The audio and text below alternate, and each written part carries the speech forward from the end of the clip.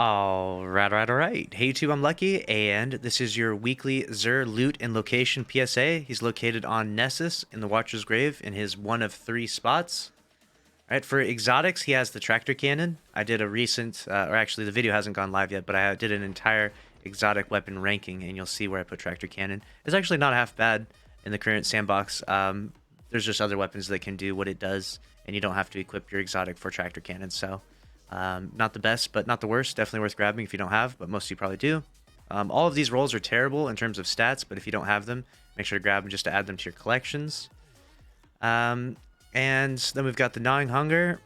This is one of my favorite weapons for Void 3.0 builds. I use Subsistence Rampage. This is Zen Moment, which is going to be a bit of a throw in PvE, but this will work really well in PvE builds. So this is not a god roll, but definitely worth grabbing if you don't have a Gnawing Hunger from Season of Arrivals.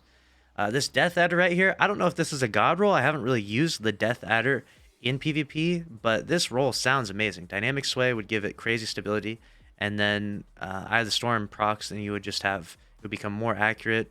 You'd probably just be hitting all the headshots with this, so it'd actually be, it sounds like a pretty sick roll of the Death Adder. I will grab that and play some PvP with that. This Extraordinary Edition is a really good roll as well with One for All. This thing will be a pretty beast ad clear weapon.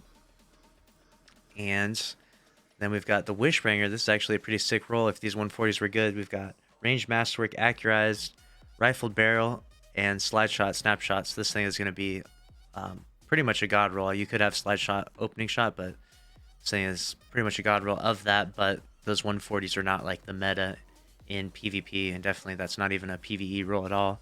So probably worth grabbing though, because one day those might come back. The Sicklos Shotgun is a pretty terrible roll.